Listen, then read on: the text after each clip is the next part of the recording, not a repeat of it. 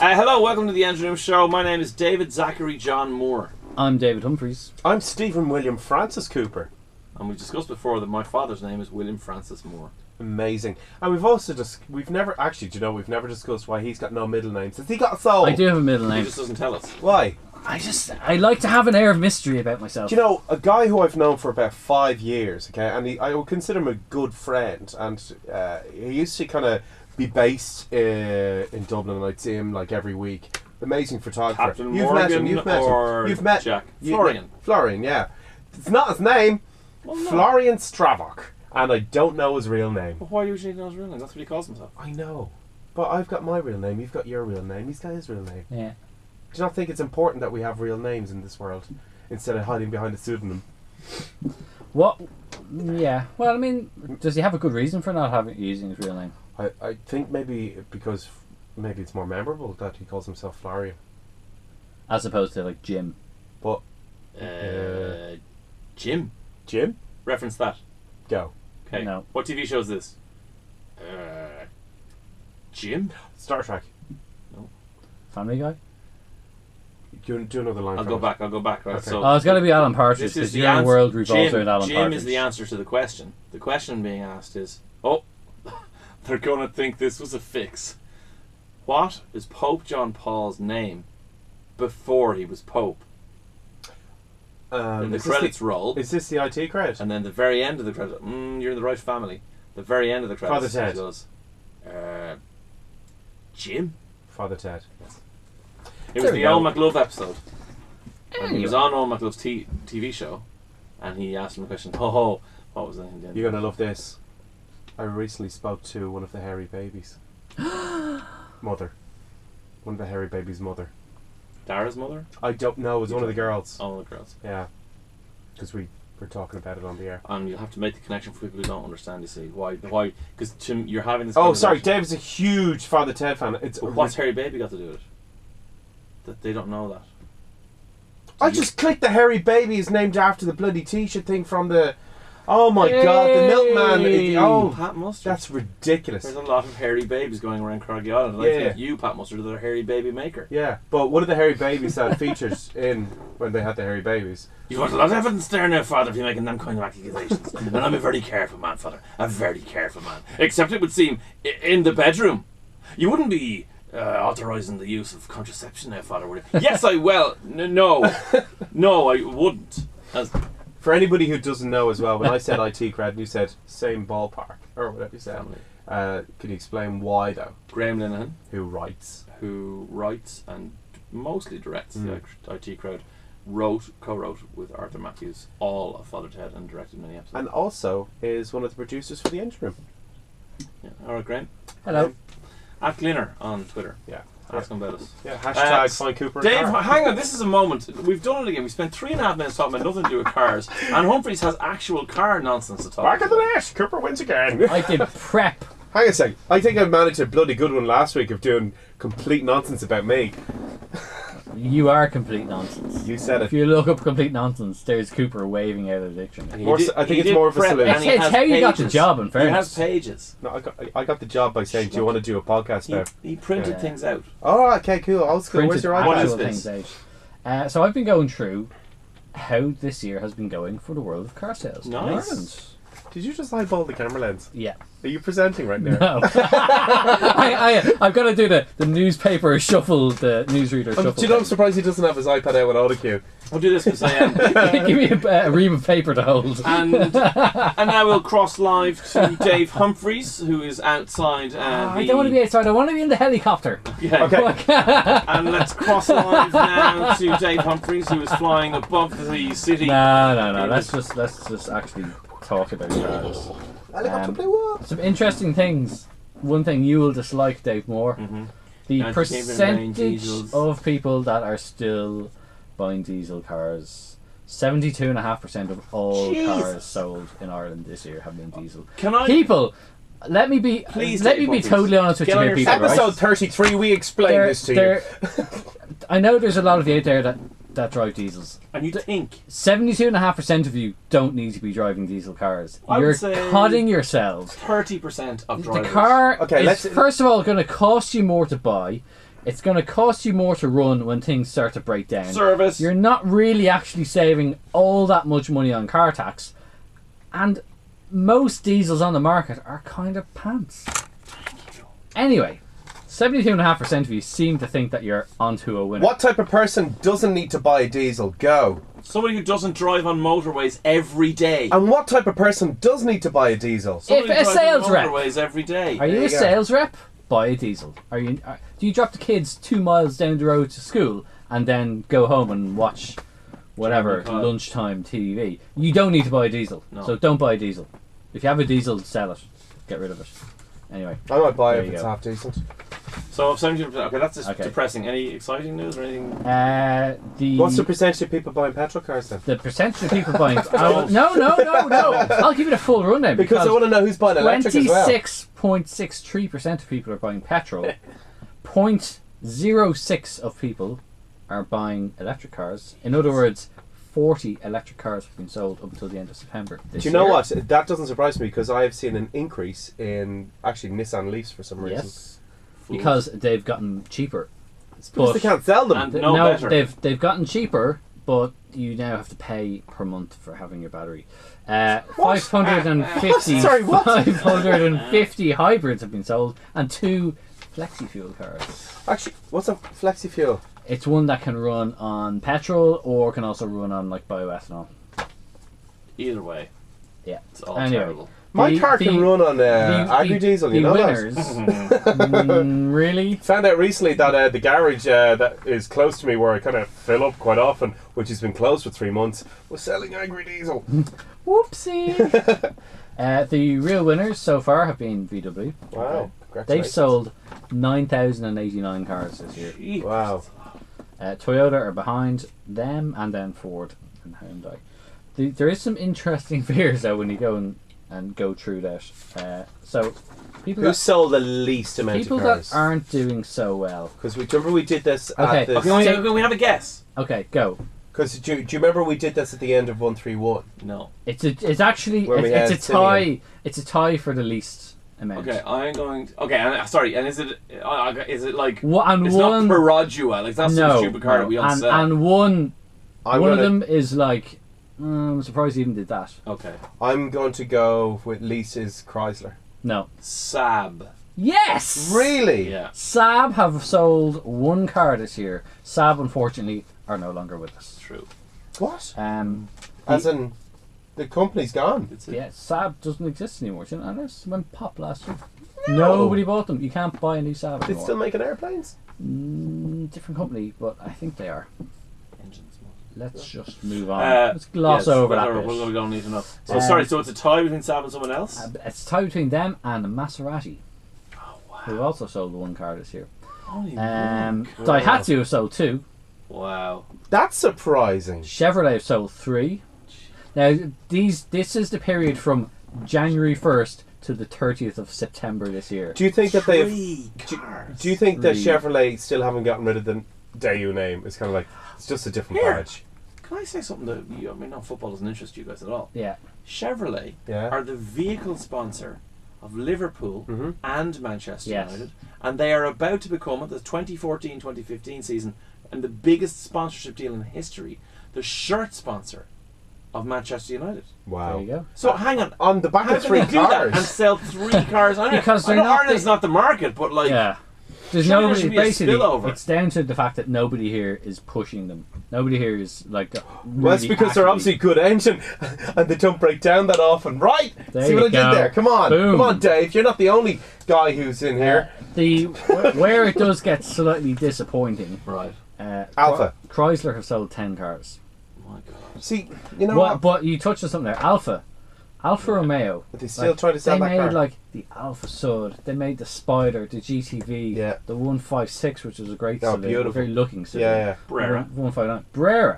The GT. 4C, the 8C. The Giulietta, which is a very good looking. The Mito. Mito is a bit quirky looking, but anyway. 13 cars.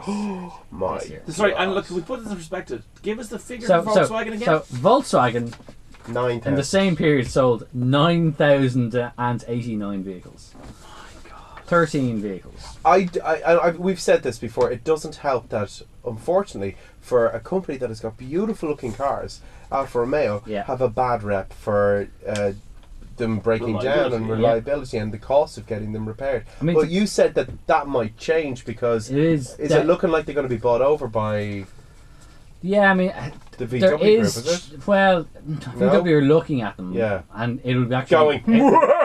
It'll be Audi it will be Audi that will buy it. Yeah, it won't be, but essentially it's the VW group. Yeah, but even that still is very may or may not happen. How come we don't have any of the nice Chryslers over here? Sorry, the nice Chevrolet over here, like the American. Oh, exactly like you just said. But if they make them more kind of like Irish friendly, like put full engine in. No, it's a largely into homologation as well. Pardon? They're not homologation. Dave? Homo is like singular one. Yeah. And then I'm not 100% sure in its pronunciation of homologation. Homologation. What it means is homologation is when a vehicle is. Change the pronunciation. I know, because I told them. Okay. It's. Did you edit that? Was this just edited? I live edited. Perfect. Was that? It's homologation is when a vehicle is basically type approved to be sold in a marketplace. Yeah. So in Europe, a lot of American cars aren't because they have, we've got like NCAP testing here and things like that. It's different set of rules in different countries. Well, so some countries Chrysler on emissions can't be sold here. If Chevrolet sold the whatchamacallit, the Chevy Camaro. Yes. Like that would sell. No, it well, I'd bloody have one. Yeah, how many Maseratis were sold? It's a luxury. Well, no, it was not just that. The other thing in is the States it's like $20,000. That's the States. Because it's in the States. That's sold there with no tax. If it was sold here for €20,000. Yeah, but it wouldn't be. We sold here for 50,000. I'll give you a perspective, right? The Volkswagen Golf GTI sells here for about €35,000. More. About starting price, that's what it starts at. Okay. In America, the same car starts at about $25,000. Now, when you go and do the maths, that's a big price difference. The other reason as well why a lot of the Chevy stuff, for example, is that it's engineered in left-hand drive, and it's actually too expensive to. It's not worth their while to re-engineer it into right-hand drive. Can they not just invert it on Photoshop? Doesn't work that way, unfortunately. Bloody well bet it does. So it can't be that difficult. There's been some interesting models. That's the brands. Okay, can you break down models for us? Can. The best-selling car so far this year has been the Golf. Yeah. 3,474. And three Chryslers. Chevrolets. 3 Chevrolets, yeah. Nissan Qashqai is next, then Ford Focus, then Ford Fiesta. How did Jeep do? Jeep. Do you know what? Jeep didn't register any vehicles. No. Well, really? Sorry. On the report I have, which is from SIMI, which is the overseeing industry body, there's no Jeeps down. Now, I don't know if that's down to the fact that they haven't submitted figures. It would suggest to me that they possibly haven't registered any Jeeps, which is a bit strange because there's a brand new facelifted Jeep Grand Cherokee has arrived, which was tested earlier on this year. Skoda Yeti was relatively popular, but it's always more interesting to go back down into the lower figures. So Fiat have sold 80 500s, but the worst one, Saab 9.5 1, Volkswagen Lupo 2, Jaguar F-Type, which you saw the other week, 2. Yeah, but hang on, that's only just launched and it's super expensive and super exclusive. And can I just say, when I listened back to that episode, I did a very accurate. You did. Accurate. Yeah, because I can't. Very accurate. Yeah. The noise of the engine. Okay. Volkswagen Touareg.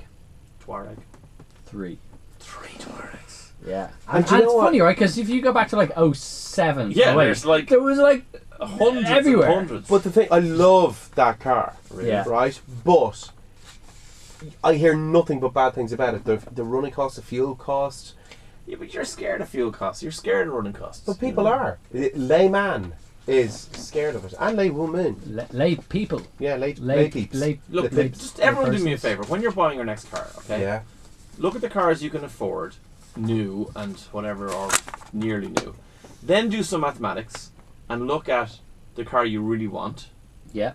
Work out what the annual cost, including repayments, tax, insurance, fueling, servicing costs is of both cars, right? And then work out the difference.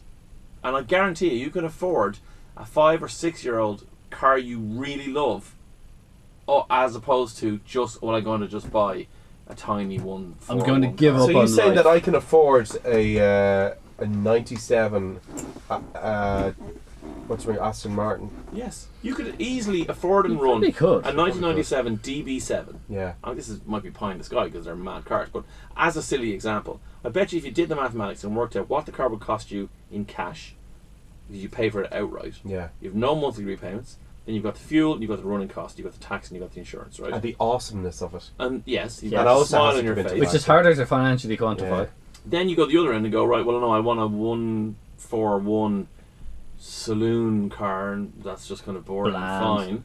And you go, well, I've got a monthly repayment, plus I've got tax, plus I've got insurance, plus I've got running costs and whatever else. Plus, it's a depreciating asset. It is. Whereas The Aston Martin for example, is finished. Aston Martin, probably, like, you could buy, if you bought it for 20 grand, keep it for 2 years, you'll probably sell it for 17 grand. Or more. Like, it hasn't, not it's gonna kind of pretty appreciate much hit more. the bottom. Yeah. When I get an Aston Martin. Go on, buy an When I- Aston when I Martin. get an Aston Get Martin. a British Buy an Racing Aston Green Martin. Aston Martin DB7. Not green, it's got to be gun barrel grey. Good metal. Anyway, What? so, Good metal grey. getting back to new cars for a moment. Yeah. I'm driving a Citroen C4 Picasso, which isn't very me, but you are both family men.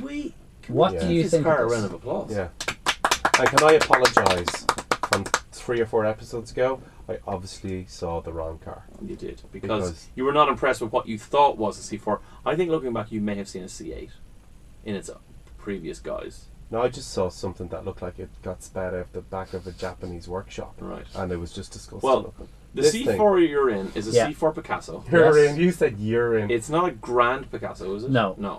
The But grand, it is grand. Like, It it's is very big. grand, yeah. yes. Okay, so we got into the car. First of all, the first thing that will catch your eye in this car is it has on the dashboard, as you'd expect. A cinema. Well, no, as you'd expect. I mean, Okay. it has a screen Yeah. just above the heater controls or whatever, right? As you'd expect that. But then, as Citroens tend to do, they put their main center console in the center of the dash and angle it slightly towards you. Except this thing, it must be like a 16 It's a 12-inch. It is a 12-inch But screen. it's not. Widescreen as well. It's Yeah. really widescreen. It's Yeah. like full cinema screen, 21:9. It should do that like Dolby surround sound noise in the Yes. cinema when you start really it up. should. So that is really cool. So the two screens are really intuitive the way they work together and stuff. Yeah. I really like that. It's keyless, so you get in, you press the start button, and all the rest. There's lights everywhere.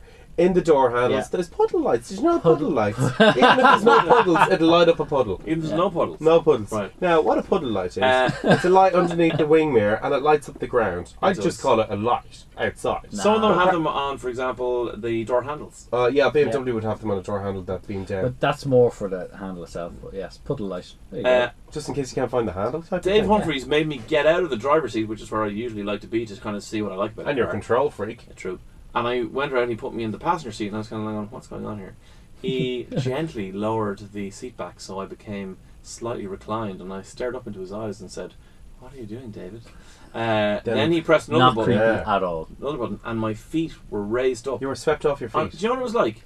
You know the British Airways ads when the guy gets into a seat and he presses the button and the seat reclines into a bed. Yes. It was about 70% of that, with a footrest. So my feet are suspended. Yeah. My head is. The headrests are phenomenal in this They're like car. airplane headrests. Yeah.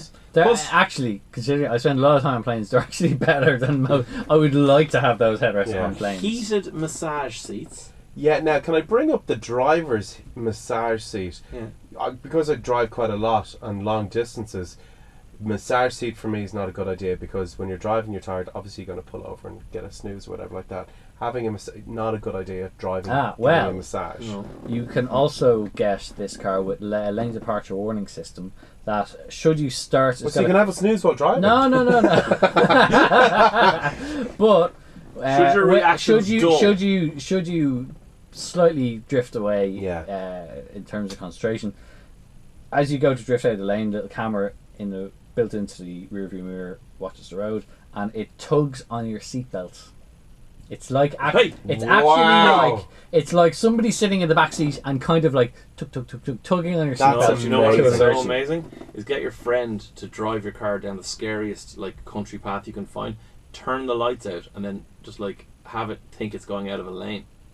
and then it would you start freaking out because like something's pulling the seatbelt. You wouldn't know.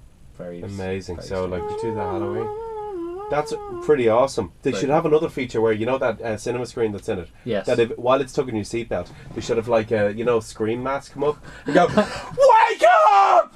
That'd be awesome. That should definitely happen. Yeah. Other things that are awesome in the car, the boot is pretty big because I often find with Dave and Cooper could fit in it. Yeah, with those we're not shape videoing that. MPVs. A lot of the problem is that the seats, the rear seats that give you 5 seats, they tend to be so far back into the boot that you get height, but you don't get very much depth. This has a lot of depth.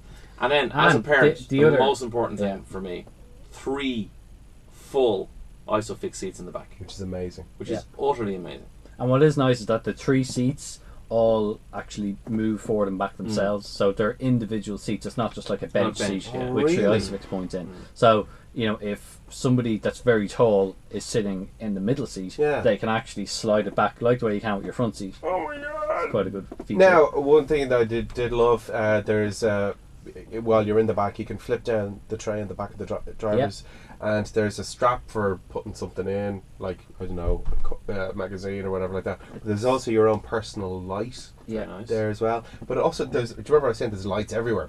There's lights in the door handles and in the little kind of cup area as well. There's lights everything's lit up. And one of the coolest things I liked about it as well is that the windscreen. Oh, this is amazing! You know Tyra Banks? Her forehead. Tyra Banks has a 5 head.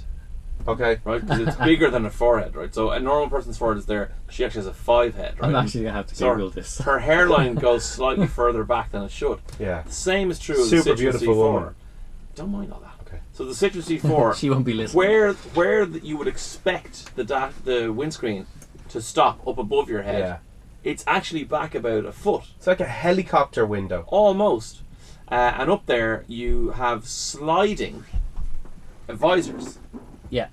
So I don't know if I'm explaining it very well, but essentially, there's like a false ceiling basically, that slides. right? When you look up directly over, the sun visors seem like they're too far back, but they actually slide forward into a normal position, and then you can flip them down. Because you can see a little rail. Yes, exactly. Yeah. But also beside on the rail and above the rear view mirror, I was just like, oh my god, that's awesome! Is that it's like a miniature off of like Elves rear view mirror that actually looks in the back seat. So it's convex. Convex. Elves, convex, trolls, who the hell? Right? It's like the mirror up the front on the bus that the driver looks at. Yeah, like convex, so you can see the back seats if you've got kids in the back there, or friends being unruly. It's what I find quite funny is that for all the amazing razzmatazz that are in cars, sometimes it's like that tiny little little feature that is just the biggest revelation. And the silly thing is, like, you can buy them as a third party. Like, I have one that we put into my wife's car because she drives with the kids a lot, particularly when Andrew was small. He was the only one. Obviously, you wanted to see him. Yeah. And what you do is you put it in the back. Yeah. Over his head. And it kind of curves down. And then when she looks in her rear view mirror, she can look from the rear view mirror into that mirror and look down at the kid. Because the kid's facing the opposite direction. It's like a child's periscope. Yeah. This is standard now. This is genius. It's very good. Now, I remember watching Dragon's Den once, and this woman had come up with a video camera version of this. Okay. But they completely shot it down. Well, because you can't be looking at a video while you're driving. Yeah. I love it. But like when you said about it's the little things that do, have either of you seen the new ad for the Dodge Canyon with Ron Burgundy? Oh, the Dodge Durango. Dodge Durango. Yes. Stephen. Yeah. Don't tell anybody about it. Go home tonight and blog it on the Engine Room Show. Yes! I actually... Yes, exactly. I don't care. I don't have time. Do it tomorrow at work. I think we're pretty... I can't do it in work. I don't get paid for that. Do it after work. Do it before... No. Google it! No, don't Google anything. No. Find it on theengineroomshow.com. Stephen Cooper will do a blog. I cannot wait to see this. Have you not seen it? I actually, genuinely, I've seen people talking about it, but I haven't actually seen it. So I too... Have you seen all four of them? I too am going to wait to read your blog post. And your blog will contain all 4 Dodge Durango ads with Ron Burgundy. There's 4 of them. Staring contest? Yes. Okay, we won't do it. I can't wait to see Stephen this. Cooper's blog. Excellent. I can't wait to see this, I Cooper. cannot remember my username and password. It's the Engine Room Show, and the same password we use for everything. Dave I'll email Humphries it is a to you. ledge bag? Dave Humphries is a ledge bag with a capital 1. Anybody wants to Okay, everybody, find us on Twitter at Engine Room Show. Find us on Facebook, facebook.com/Engine Room Show. We're on joe.ie. We have our own website. Cooper will blog on it, theengineroomshow.com. You'll find the Ron Burgundy Durango ads and you'll laugh your ass I off. just thought, wouldn't it be great if we got the person that does the cramp in terms my and neck. conditions at the end of like a bank ad on the radio we've both to do done this that. bit Have you done it? I've done when we it. tell Yeah, people terms and all the conditions all the time. yeah. We should do that sometime. Why is my leg gone numb? I have a chest pain. Do you know why? Because this show's Because over. we asked you to blog. Yeah. Right, that's the Brain Engine has Room gone Show. numb. Everyone say bye. Bye. Bye.